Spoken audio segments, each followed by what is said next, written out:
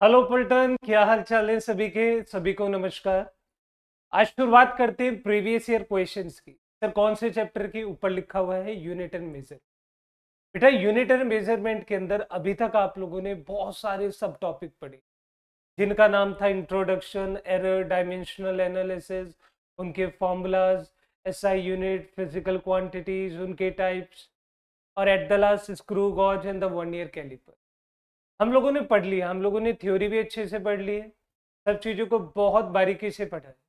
अब टाइम आया है उसे इम्प्लाई करने का, अप्लाई करने का। ठीक है, इम्प्लाई और अप्लाई दोनों। अप्लाई इम्प्लाई उससे कोई मतलब निकालने का, अप्लाई मतलब उनके ऊपर न्यूमेरिकल यूज करने का। तो चलिए प्रीवियस ईयर क्वेश्चंस को करते हैं। इसके अंदर आईआईटी और नीट दोनों के हैं, मतलब आईआईटी जेईई एडवांस और नीट यूजी। थोड़ा आगे बढ़ते हैं। तो मेरी इंस्पिरेशन जय हो नीम करोली वाले बाबा। थोड़ा सा आगे चलते हैं और आपका फर्स्ट क्वेश्चन आप लोगों की स्क्रीन के ऊपर आ चुका है। बेटा अच्छे से समझना, बातों को लिख लेना, पेन कॉपी ले लेना, पिछला रिवाइज हो जाएगा और अगला चीजों की समझ आएगी। सबसे पहले यहाँ पे क्या गिवन है, यहाँ पे सर एक फिगर गिवन है और फिगर के साथ साथ यहाँ पे थ्रेड के बीच, चलो उन्होंने हमें कुछ गिवन करा। ये क्वेश्चन नीट यूजी में आया था। In an experiment to find out the diameter of a wire using screw gauge, the following observation were noted. आपको मैं पहले ही बता दूं कि स्क्रू गॉज के अंदर हम रीडिंग निकालते हैं, तो रीडिंग निकालने का अपना एक फॉर्मूला होता है। भाई टोटल रीडिंग का फॉर्मूला होता है मेन रीडिंग प्लस में जितना आपका लीस्ट काउंट आता है। समझो मेरी बात, जितना आपका लीस्ट काउंट आता है, और वो लीस्ट काउंट किससे मल्टीप्लाई होता है, कंसाइडिंग डिवीजन। किसकी कंसाइडिंग डिवीजन, तो सर्कुलर की कंसाइडिंग डिवीजन। किसकी, सर्कुलर वायर या सर्कुलर स्केल। और साथ में क्या आती है, जीरो एरर। अभी माइनस है, वो आगे देखेंगे कि ये प्लस में है नेगेटिव। सबसे पहले क्या क्वेश्चन है, टॉपिक क्या है, screw move 0.5 mm on the main scale in one complete rotation. ये 0.5 mm ही चला है। तो सर मुझे ये समझ आ गया कि ये कंप्लीट रिवॉल्यूशन की बात चल रही है, तो ये कहीं ना कहीं पिच की बात कर, पता है ना। टोटल डिवीजन कितने गिवन है सर, 50 गिवन है। अगर मैं एलसी की वैल्यू निकालूं तो एलसी कैसे निकलता है, एलसी निकलता है पिच अपॉन में कितने, टोटल डिवीजन। भाई पिच कितनी गिवन है तेरी, पिच गिवन है 0.5, नीचे कितना गिवन है 50, तो ये आ गया 0.01। क्लियर है, 0.01 mm। मेरी बात समझ ले, मेन स्केल की रीडिंग कितनी दे रखी है 2.5, तो लिख दो एज इट इज 2.5 mm। सब कुछ mm में चल रहा है। अगला क्या है, 45 division of the circular scale in the pitch. मतलब जो ये लाइन गिवन है कि पिच लाइन पे 45 डिग्री है, कब, जब यहाँ पे कोई वायर लगाया गया। तो इसका मतलब ये रीडिंग किसकी है सर, सर्कुलर स्केल की रीडिंग है। लेकिन ये सर्कुलर स्केल की रीडिंग तो है, इसके साथ क्या मल्टीप्लाई करना है सर, इसका लीस्ट काउंट। लीस्ट काउंट मेरे सामने गिवन है कितना है, 0.01। तो आप यहाँ पे लिख सकते हैं 0.45 इसकी वैल्यू है। क्लियर है। अगर मैं ध्यान से देखूं तो ये वैल्यू कितनी पड़ रही है सभी को, ये इतना पोर्शन। जीरो एरर की बात करें तो जीरो एरर कितना है, 0.03। आप लोगों को सभी को बताया हुआ है, नहीं याद तो जाके पढ़ लेना कि जब जब नेगेटिव एरर होती है तो नेगेटिव के साथ ये कुछ ऐसे लिखा जाएगा, ये भी मिलीमीटर में, ये प्लस में जाएगा, कितना आगे, ये आएगा 2.95 प्लस 0.03। तो वैल्यू कितनी आ गई, 2.98 मिलीमीटर। मेरी बात क्लियर है। ये इसकी टोटल रीडिंग है, ये आप कह सकते हैं कि डायमीटर ऑफ द वायर है। तो सेकंड ऑप्शन आप लोगों का करेक्ट है, करेक्ट सेकंड ऑप्शन आप लोग देख पा रहे। ठीक है, इतनी बात चलिए थोड़ा सा आगे बढ़ते हैं। आगे बढ़ने के साथ हम लोग क्या देखेंगे, अगला क्वेश्चन है, बहुत प्यारा क्वेश्चन है, आप लोग खुद से भी कर सकते हैं, मेरी मदद भी ले।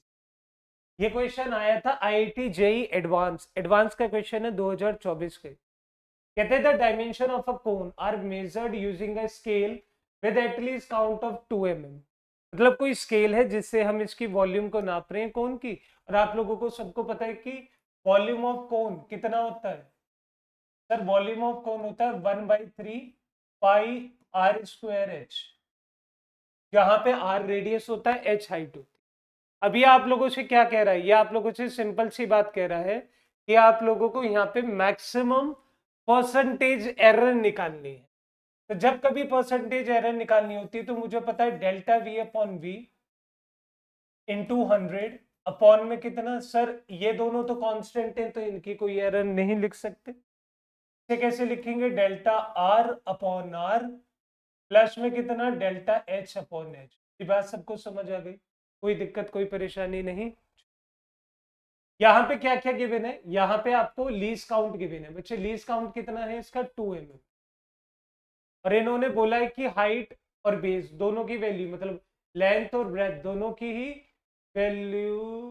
बेस, अच्छा base, sorry sorry sorry, diameter कितनी वैल्यू है सर? 20 सेंटीमीटर। चलो, मैंने कहा लेंथ 20 सेंटीमीटर है तो 20 सेंटीमीटर को मैं चेंज कर सकता हूँ मिलीमीटर में, कोई बहुत बड़ी बात है। लेकिन मैं इसे ही ना चेंज कर लूँ, मैंने इसे चेंज करा तो 0.2 सेंटीमीटर ही। क्लियर? एल की बात करें तो मेरी ठीक है, डायमीटर की बात करें तो मेरा कितना है? 20 सेंटीमीटर। तो रेडियस कितना आएगा सर? रेडियस आएगा 10 सेंटीमीटर। समझते रहना बात। मैं एज इट इज यहाँ पे कॉपी कर दूंगा, क्यों? क्योंकि सर ये सब कुछ भी 100 से मल्टीप्लाई। सर मुझे कैसा पता चलेगा कि डेल्टा एच कितना है? और सर मुझे कैसे पता चलेगा डेल्टा आर कितना है? बेटा घबराना ही नहीं। क्यों सर? क्योंकि इसने ऑलरेडी कह रखा है कि मैंने 2 mm का ले रखा है लीज काउंट। सर इन दोनों को भी तो लीज काउंट में ही नापोगे, ने भी तो लीज काउंट में ही नापेगा मेरे बच्चे। ये बात समझ आई? तो वैल्यू कितनी हो गई सर? 0.2 सेंटीमीटर दोनों की। लिखो तो कितना होगा? 0.2 सेंटीमीटर अपॉन में कितना? 10 प्लस कितना हो गया? डेल्टा एच की वैल्यू कितनी हो गई? 0.2 हो गई। और एच की वैल्यू यहाँ से एच ले लो, एल ले लो, बात तो एक ही है, कुछ भी ले लो, आधे तो ही मत। एच की वैल्यू कितनी आ गई? 20। ये हटाओ कितना आया? 1/50। ये हटाओ कितना आया? 1/। चलो सॉल्व कर लेते भाई। 2/50, तो 2/50 के साथ अगर मैं यहाँ पे एलसीएम लेना चाहूँ तो ले सकता हूँ, नॉट अ बिग डील। तो सर 2 × 2 अपॉन में कितना? 100 प्लस 1, वैल्यू कितनी आ गई? इंटू 5। सर ये आ गई 500, चल इंटू 100, वैल्यू कितना आ गया? 5%। तो 5% आप लोगों की करेक्ट वैल्यू। 100 से 100 कैंसिल कर कह रहे इतनी बात सभी को? कोई दिक्कत कोई परेशानी हो तो पूछ ले। देखो बहुत इजी क्वेश्चन है, आप लोगों को समझ होनी चाहिए। यहाँ पे जब रटोगे ना कि भैया लीज काउंट है, लीज काउंट है, लीज काउंट का फॉर्मूला, तो रटते ही रह जाओगे। यहाँ पे सिंपल, छोटे से छोटा वो कितना नाप सकता है सर? छोटे से छोटा वो 0.2 सेंटीमीटर, सॉरी 0.2 सेंटीमीटर नाप सकता है या 2 mm नाप सकता है। अगर वो नाप ही 0.2 सेंटीमीटर रहा है तो छोटी वैल्यू, मतलब एडजस्ट छोटी वैल्यू कितनी आएगी? इतनी। और यही हम लिखते हैं ऊपर की तरफ। चलो आगे चलते। अगला क्वेश्चन भी बहुत प्यारा है, ये भी आईआईटी जेईई एडवांस 2015 में है। मैं किसी की तरह ऐसे नहीं करूंगा कि 15 का क्वेश्चन आया हुआ 25 में बता दूंगा, या 16 का क्वेश्चन का आया 22 में बता दूंगा। जो डेट जब की है, जिस शिफ्ट का है, वो तो नहीं बताने की, कहाँ इतनी बड़ी जगह है। तो हमने 15 का आया था 15 में बता दी, क्योंकि क्वेश्चन बड़ा क्लासिक था और इसके आने की पूरी पूरी उम्मीद हो सकती है। देखो भाई क्वेश्चन कुछ दे नहीं रखा, लेकिन मैथ और फिजिक्स की जिसे समझ है वो इस क्वेश्चन को कर देगा। बोल रखा है एनर्जी का सिस्टमिक फंक्शन के थ्रू दे रखा है, इक्वल टू ए स्क्वायर, मतलब E equal to A square exponential alpha T, जहां पे अल्फा की वैल्यू गिवन है, मेजरमेंट ऑफ ए के अंदर एरर गिवन है, और एरर मेजरमेंट के अंदर किसकी? टाइम में 1.50 है, तो परसेंटेज एरर बतानी है एनर्जी के।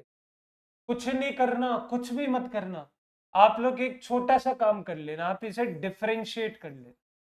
बेटा डिफरेंशिएट करेंगे तो डिफरेंशिएट विद रिस्पेक्ट टू, वो आपको पता होना चाहिए, विद रिस्पेक्ट टू किससे करोगे? With respect to their own function. तो डी ई इक्वल टू कितना, सर पहले इसे डिफरेंशिएट करें, तो 2a D A E alpha T, पता है ना, जब ये होता है तो प्रोडक्ट रूल लगा दिया भाई।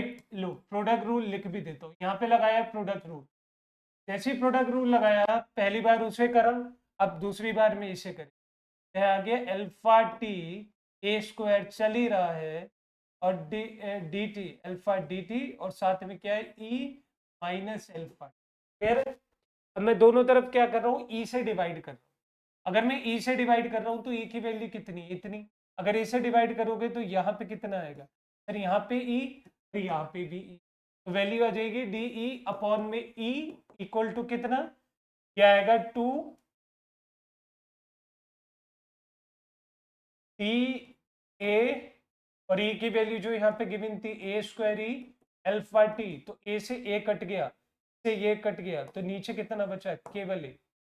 आगे थोड़ा चलते हैं, जब आप यहाँ पे वैल्यू रखेंगे तो इसकी वैल्यू से ये कट जाएगा, इसकी वैल्यू से ये कट जाएगा, यहाँ पे कितना बचेगा अल्फा डी टी, केवल इतना बचेगा। अब आपको पता है कि जब हमें मैक्सिमम एरर चाहिए होती है, किस में चाहिए मैक्सिमम एरर, ये एरर जो होती है हम मैक्सिमम ही निकालते हैं। एरर किस में चाहिए, ई में, तो मैक्सिमम एरर के लिए मुझे इसे ऐड करना पड़ेगा, फिर माइनस का साइन हटा के मुझे क्या लगाना पड़ेगा, प्लस का साइन। तो अगर मैक्सिमम एरर चाहिए, इट इज वेरी ब्यूटीफुल काम, कोई दिक्कत नहीं है भाई, कैसे निकालोगे वो देख लो। डी ई अपॉन ई की मैक्सिमम वैल्यू निकाल रहे हो, तो डी ए अपॉन ए तो तुम्हारे पास है 2 इंटू 1.25, समझ आई। ये जो वैल्यू गिवन है ये डी ई अपॉन ई की है, या फिर डेल्टा ई अपॉन ई की है, इंटू 100 भी कर ले। और इसकी मेजरमेंट टाइम है, मतलब डेल्टा टी अपॉन टी की वैल्यू भी आप लोगों को गिवन कर देंगे, ये कितनी है 1.5। अब देखो यहाँ पे t की वैल्यू भी गिवन है, तो t की वैल्यू गिवन है तो डेल्टा t निकाल सकते हैं, तो 1.5 into 5 which is equal to कितना 7.5, तो 7.5 सेकेंड आ जाएगा। इस वैल्यू को आप लिखना चाहें तो आप यहाँ लिख सकते हैं, क्योंकि अल्फा की वैल्यू आपको गिवन है कितनी है 0.2, तो 0.2 इंटू 7.5, तो सर यहाँ कितना आया 2.50, और 2 और 15, 15 मतलब 1.5, 1.5 को 2.5 में करा तो 4, कितना आ गया आंसर 4, तो 4 इज योर करेक्ट आंसर। ये इसकी परसेंटेज एरर है, मतलब आप इसको परसेंटेज एरर के रूप में लिख सकते, ये बात समझ आ गई। क्वेश्चन अच्छा था, डिफरेंशिएशन की जैसे अकल है कि हाँ मुझे डिफरेंशिएशन आता है या थोड़ी बहुत नॉलेज है, वो कर सकता है। बुरा मत माने, कोई शब्द मैं बोल देता हूँ कभी कभी कि सर ने तो अकल कह दिया, बिल्कुल है आप। चलिए थोड़ा सा आगे चलते हैं, ये आगे की तरफ देखें तो महा क्लासिक क्वेश्चन आया है, आईआईटी जेईई एडवांस 2024 में ये क्वेश्चन आया था, और मैं इस बात की गारंटी लेता हूँ कि इस क्वेश्चन को करने के बाद दिल दिमाग दोनों सक्षम हो जाएंगे, हर एक तरीके से एक दूसरे के साथ कोऑर्डिनेशन करेंगे, और ये कोऑर्डिनेशन इतना अच्छा होगा कि आप इस क्वेश्चन के बाद कोई भी क्वेश्चन कर सकते हो। देखना जैसे जैसे मैं बताता जाऊँ वैसे वैसे। कह रहा है डायमेंशनल लेस क्वांटिटी, तो जैसी डायमेंशनल लेस क्वांटिटी मेरे दिमाग में आया m0 l0 a0 t0, पता है ना पहले 3 में ही लिखते हैं, लेकिन 2 एक्सेप्शन केस होते हैं, किसके लिए, करंट के लिए और टेम्परेचर के। ये दूसरा लो, इसे k लिख लेना, कभी confuse. Constructed in the terms of electronic charge E, permittivity of the free space, the Planck constant h, the speed of light c, if the dimension quantity is written as something what, अगर वो quantity कुछ इस तरीके से लिखी है e की power alpha E not beta h की power beta gamma sorry c की पावर, ठीक है।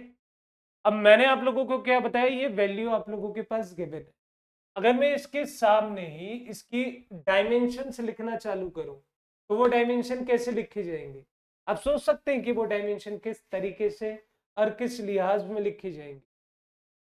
देखो सबको पता है कि जो यहाँ पे आई है चीज उसकी m0 l0 t0 a0 और k0 है, तो अगर मैं इसके डायमेंशन फॉर्म में लिखूं और बाकी से कंपेयर कर लूं तो मेरी वैल्यूज मिल जाएंगी।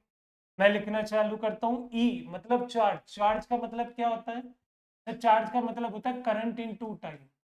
की डायमेंशन कितनी आ गई? 80। डायमेंशन कितनी आ गई? 80। 80 के ऊपर क्या रहेगा? 80 के ऊपर रहेगा एल। मेरी बात समझ आई? हम एप्सिलॉन नॉट की बात करें तो आपने फॉर्मूला पढ़ा है कूलम्स लॉ का, 1 epsilon naught Q square upon are.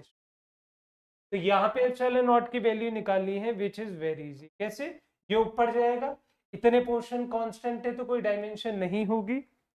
अगर ये ऊपर गया तो नीचे आने पे इसकी वैल्यू कितनी हो जाएगी सर? 80 का स्क्वायर अपॉन में कितना गिवन है सर? MLT-2।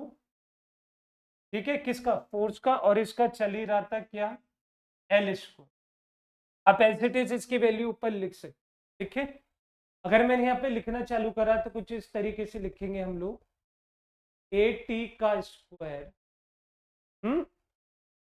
MLT-2 का -1 L2 का भी -1। समझना मेरी बात। और इन सब का क्या आ गया? इन सब का आ गया बीटा। एच क्या होता है सर? Planck constant. चलो प्लैंक कांस्टेंट की बात करें तो तुम्हें प्लैंक कांस्टेंट के बारे में पता होना भाई। प्लैंक कांस्टेंट तुम्हें सिंपल सी बात बताता है कि E is equal to H mu. इसकी वैल्यू कितनी होती है? इसकी होती है ML2T-2 इक्वल टू एच। और ये कितनी होगी? T inverse. अगर टी इनवर्स इधर है तो ऊपर जाके कितना हो जाएगा? ML2T-1। ये एच की वैल्यू एज इट इज लिख देना। तो अगर मैं एच की वैल्यू लिखना चाहूं तो एच की वैल्यू कितनी आई? ML2T-1। और ऊपर कितना? ऊपर कितना? गामा। Gamma gamma. ठीक है, और आगे सी। सी की तुम्हें पता ही है, LT-1 ऊपर कितना? अब इन्हें सारे रीअरेंज कर लो। सर रीअरेंज कैसे करें? ए की वैल्यू जितनी भी सारी रीअरेंज करें। ए के ऊपर कितना है सर? एल्फा। यहाँ से ए के ऊपर कितना है सर? यहाँ से है +2 बीटा। क्लियर है? ये तो और कुछ नहीं है। चलो मान लिया आपकी बात, बड़ा कर दिया आपका सारा सपना। देखिए बात, फिर ले लो टी। यहां से टी की वैल्यू निकाली तो टी की वैल्यू के ऊपर आया एल्फा। यहां से आएगा 2 बीटा, लेकिन प्लस इसके साथ तो कितना हो गया? +4 बीटा। फिर क्यों सर? -2 -1 +2, तो +2 + 2 4 इंटू बीटा 4 बीटा। अगर हम यहां से देखें तो ये आ गया माइनस कौन सा? गामा। और इधर से देखें तो माइनस डेल्टा। क्लियर है? आखिर में हमारे पास क्या बचेगा सर? एम और एल बच रहे। तो एम की बात कर लेते हैं। सर एम के पास कौन कौन सा है? एम के पास आया माइनस बीटा, साथ में कौन आया इसके? Plus gamma. मेरी बात समझ आ गई सभी को? ध्यान से देख लो, अभी दोबारा बाद में नहीं बताएंगे। यहां से आया माइनस बीटा क्योंकि -1 था। इसके पास कितना आया? Plus gamma. Eight the last L की वैल्यू देखो भाई। देखो एल की वैल्यू यहां से देखी जाए तो ये आ रही है माइनस बीटा, और इधर से कितनी आएगी सर?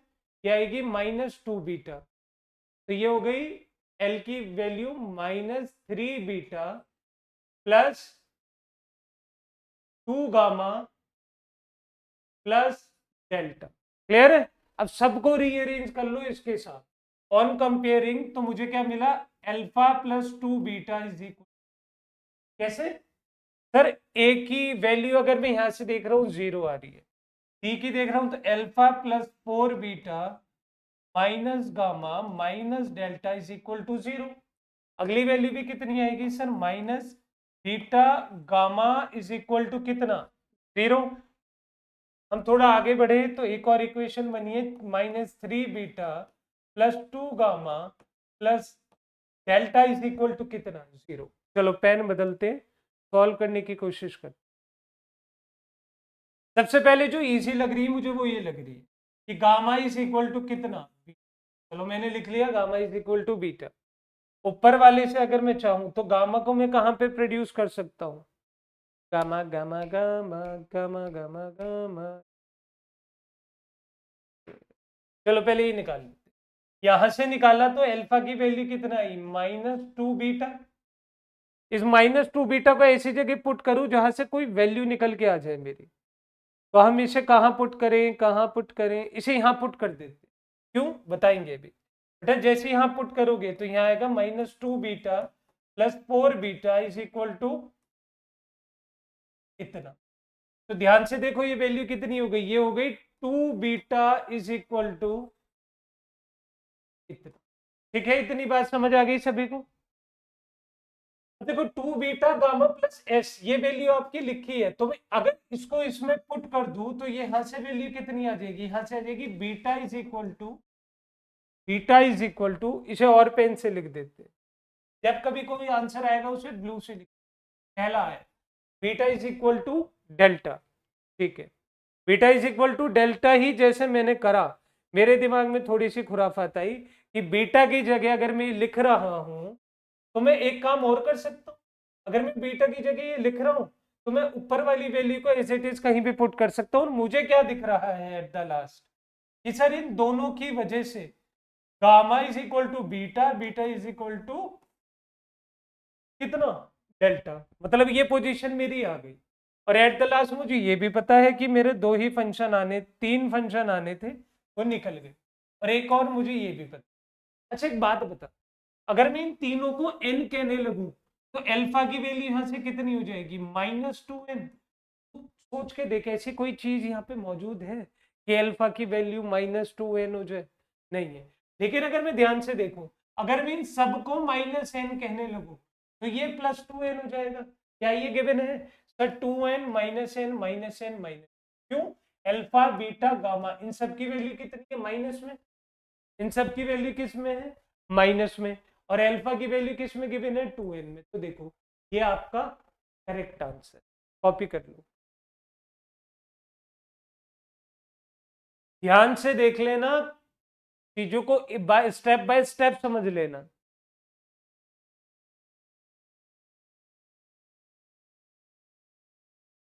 ले लिया स्क्रीनशॉट? चलो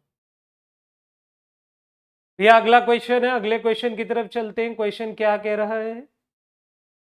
इन a 1 year calipers n+1 division of 1 year scale coincide with n division of main scale. ये आया था कब? NEET UG 2024। If MSD represent 0.1 mm the 1 year constant is. आप लोगों को सबको पता है कि जब कभी लीज काउंट निकालने जाते हैं तो होता है 1 MSD माइनस MSD अपॉन में कितना, जितने कंसाइड कर रहे। तो 1 MSD की वैल्यू लिखो यहां से, LC निकाल लो, VC निकाल लो, मतलब एक ही बात है। अगर मैं इन दोनों को ध्यान से देखूं तो इन्होंने कहा है सेंटीमीटर में निकाल, तो भाई सेंटीमीटर के लिए इसे कैसे लिखेंगे? 0.01 सेंटीमीटर माइनस मेन स्केल की डिवीजन कितनी है, n, इसकी कितनी है, n+1। तो LC कितना आ गया यहां से 0.01, और n+1 ऊपर गया तो n+1 -n अपॉन में n+1। n से n कैंसिल, वैल्यू कितनी आ गई LC की? ये आ गई 1/100 n+1। मेरी बात समझ आई? ये किसकी वैल्यू आई? LC की। ये किसकी आई? BC की। तो B is the correct option. ये देखो, ठीक है, कितना इजी था।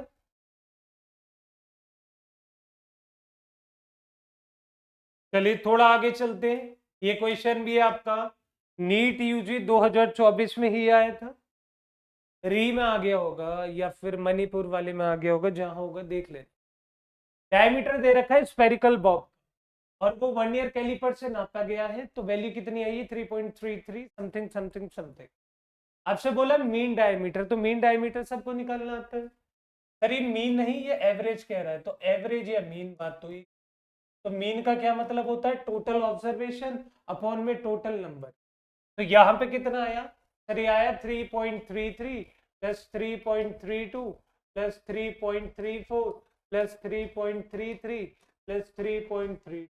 डिवाइड कितनों से कर देंगे? जितने नंबर कितने हैं, 5, जोड़ देते। सर जोड़ेंगे तो कितना आएगा? 2 और 3 और 4, 5 और 4 9, 9 और 2 11, 11 और 4 4 और 1 3, 3 into 5 और 1 6, एक आ गया है, तो 16.4 अब 16.64 अपॉन 5 वैल्यू कितनी आएगी? 5 3 जा 5 3 जा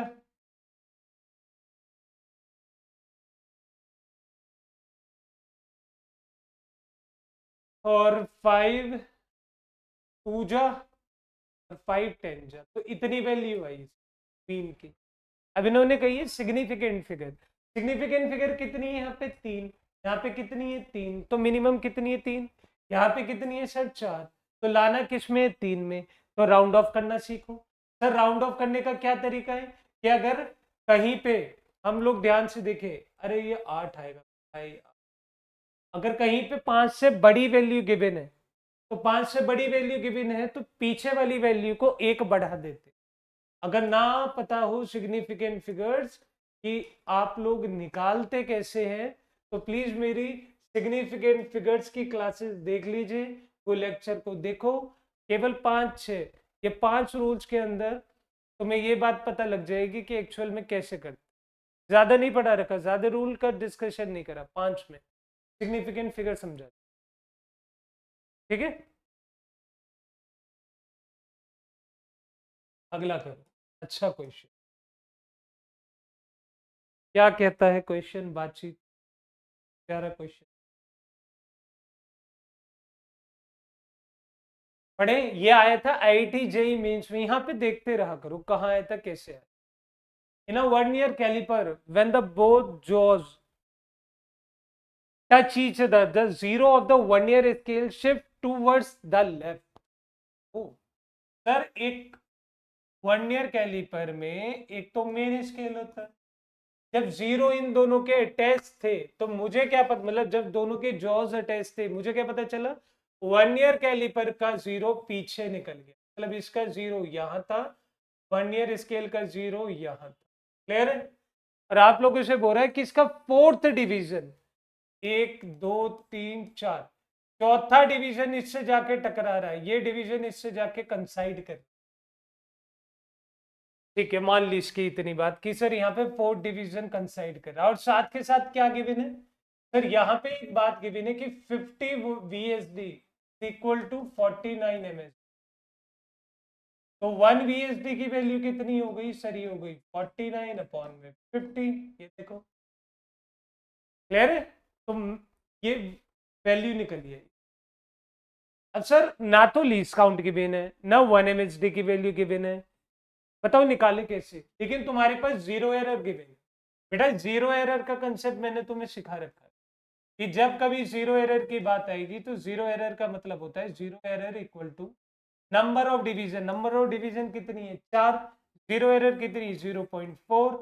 4 इंटू एलसी, भाई एलसी की वैल्यू कितनी आ गई? 0.01 mm आई है। तो मैं यहाँ पे पुट कर सकता हूँ। अगर मैं यहाँ पे पुट कर भी दूं तो कोई फायदा तो है नहीं, क्योंकि मुझे 1 MSD की वैल्यू चाहिए। क्यों? जब तक मुझे 1 MSD की वैल्यू नहीं मिलेगी मैं बता नहीं सकता कितने डिवीजन 1 सेंटीमीटर में आएंगे। समझ पा रहे हो? क्वेश्चन पढ़ो। Then how many scale division are there in 1 centimetre. जब मुझे एक का ही नहीं पता, तो 1 सेंटीमीटर में कितने आएंगे? तो मैं क्या करूंगा, इस वैल्यू को ऐसे पुट करता नहीं हूं मैं, ये फॉर्मूला लगा लेता हूँ। MLC equal to MSD 1 minus 49 upon 50। ये वैल्यू कितनी आई sir? LCI 0.01 equal to 1 MSD की वैल्यू निकालनी है, नीचे कितना आएगा? 1 अपॉन। तो 1 MSD की वैल्यू मेरे बच्चे कितनी आ गई? 1 MSD की वैल्यू आ गई 0.50। ठीक है, 0.50। अब ध्यान से देख, एक MSD में 0.50, एक MSD में 0.50 mm है, 1 सेंटीमीटर में 10 mm है। तो बता कितने टोटल मेन स्केल की रिक्वायरमेंट पड़ेगी है? सोच और बता। मतलब टोटल तुझे कितना बनाना है? 1 सेंटीमीटर मतलब 10 mm। तेरे पास है कितना बनाने के लिए? छोटा छोटा 0.5। पॉइंट हटाया, 0 पर गया, इसे काटा, कितने वैल्यू कितनी आई? 20। नहीं समझ आया? तेरे पास एक छोटी सी डिवीजन है कितने की? 0.5 mm की। इसे 0.5 को कितने से मल्टीप्लाई करूं कि 1 सेंटीमीटर बन जाए, मतलब 10 mm बन जाए?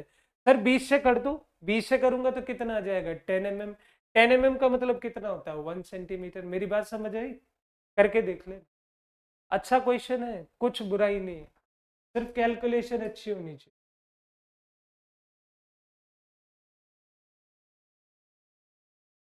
चलिए भाई,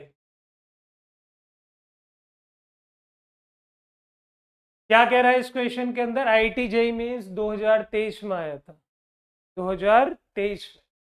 In a screw gauge, there are 100 division on the circular scale, and the main scale move by 0.5 mm on a complete rotation of the scale. क्या पता चला सर? टोटल डिवीजन कितने हैं 100, और एक रोटेशन होने पे कितना चला 0.5 mm।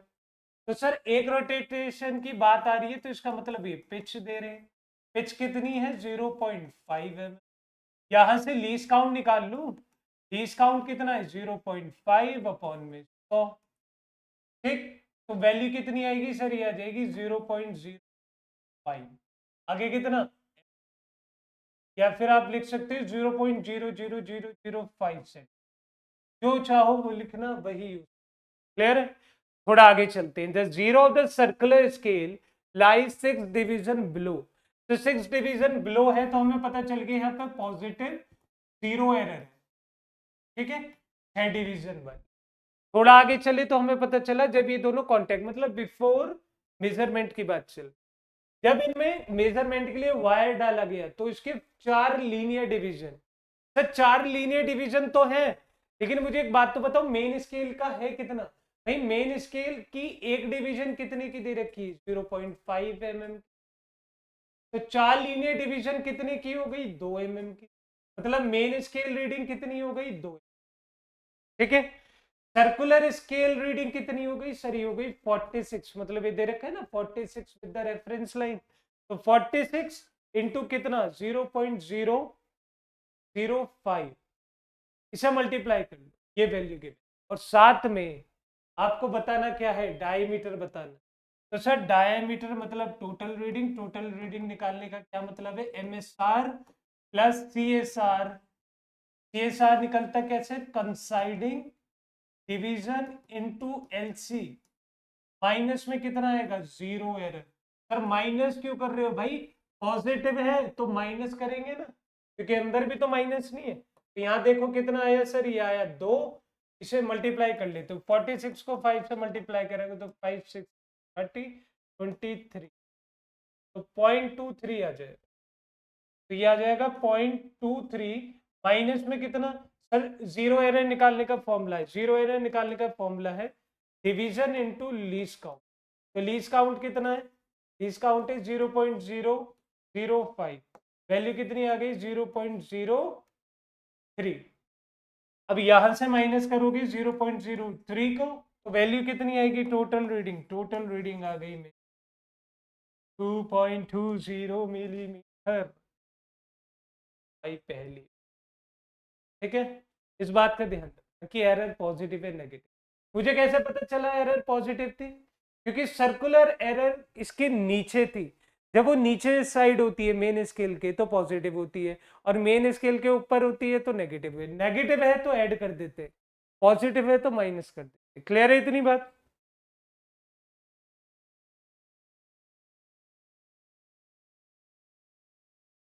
चलिए ये भी क्वेश्चन अच्छा है, इसे भी कर लो।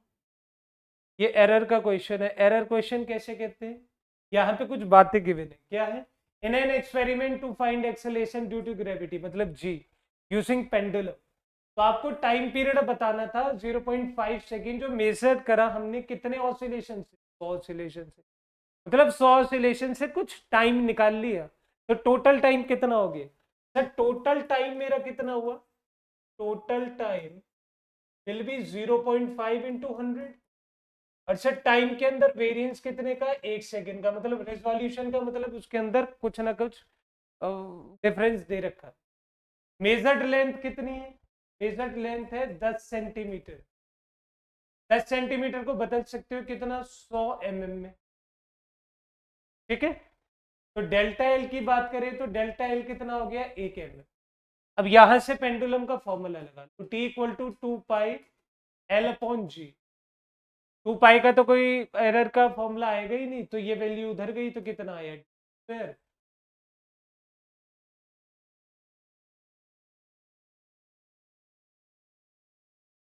डायरेक्ट नहीं करता, नहीं तो आधे बच्चे यहाँ दिक्कत करेंगे। देखो मैंने क्या करा, मैंने इसके पास भेजा t/2, स्क्वायर इधर आएगा, ये स्क्वायर होगा, नीचे कितना होगा l/, ध्यान से देखो। मैं इसे लिख सकता हूँ delta g/g into 100 is equal to कितना, इक्वल टू 2 डेल्टा t/t, और इसका तो कुछ लिखेंगे ही नहीं। साथ में कौन चल रहा है, साथ में चल रहा है डेल्टा L/L, तो डेल्टा g/g की वैल्यू आप बहुत इजीली निकाल सकते। कैसे निकलेगी सर, ये निकलेगी 2 में कितना, 0.5 को 100 से मल्टीप्लाई करोगे तो नीचे कितना आ जाएगा 50, और ऊपर कितना चल रहा है, ऊपर आएगा 1। गलती कर सकते हैं, मान है हम भी, ठीक है। डेल्टा ऊपर वैल्यू कितना आ गया 1, प्लस में थोड़ा आगे गए तो ये कितना आएगा, इंटू 2 चल रहा है ना, सॉरी गलती नहीं करी, सही करी। डेल्टा एल की वैल्यू कितनी, 1/, वैल्यू कितनी आएगी भाई, नीचे आएगा 100 एलसीएम, 5 टू 2 5 टू 100, वैल्यू कितनी आएगी 5 आप लोगों को, ठीक है। देख लो, कोई दिक्कत कोई परेशानी किसी तरीके की दुविधा हो तो बता दो। नहीं है, एक और कर ले, एक और कर ले, चलो एक और कर।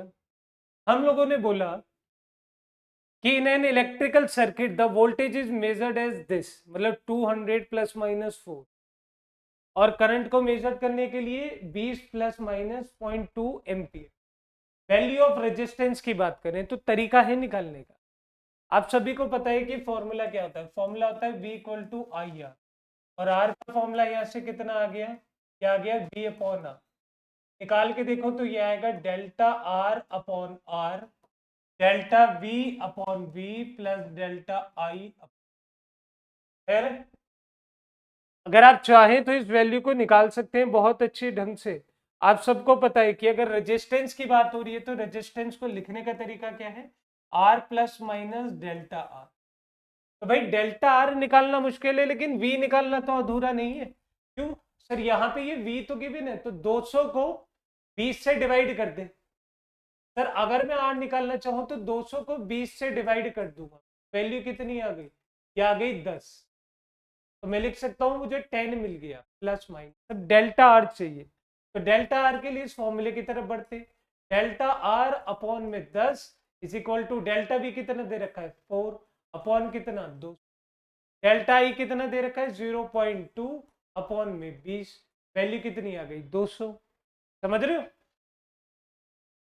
तो अगर इसे सॉल्व करें तो 6/200 आ गया, तो यहां से डेल्टा आर की वैल्यू कितनी आ गई 6/200 इंटू कितना 10, 0 से 0 कैंसिल, 3/10, तो 3/10 प्लस डेल्टा आर की वैल्यू कितनी आ गई 0.3 ओम, ठीक है।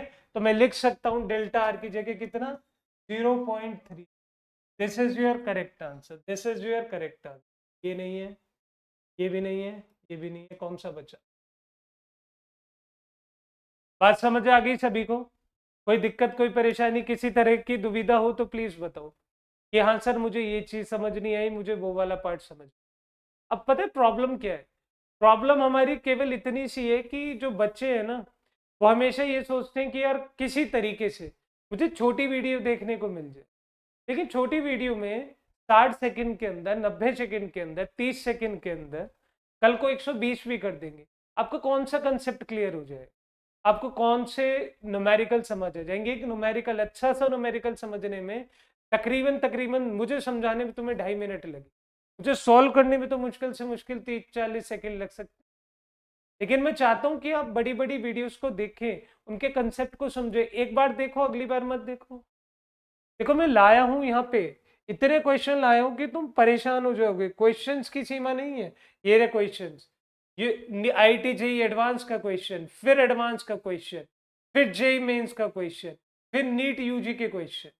लेकिन जितनी बड़ी वीडियो बन जाती है उतना तुम्हारा कहीं ना कहीं मनोबल गिर जाता है। मेरी बात समझ पा रहे हो? जितनी बड़ी वीडियो उतना कम मनोबल। तो मैं चाहता हूं कि रोज आप आए। आज आप आपने पार्ट 1 करा है, कल इसी का हम पार्ट 2 करेंगे। तो प्लीज थोड़ा रिवीजन करें, लेक्चर्स को देखें। चीजें नहीं समझ आ रही तो कमेंट बॉक्स में आके प्लीज मेरे से पूछें। And thank you so much for attending this session. Love you all. मिलते हैं कल इसी क्लास में दोबारा इसी चैनल पे आपके खुद के परिवार।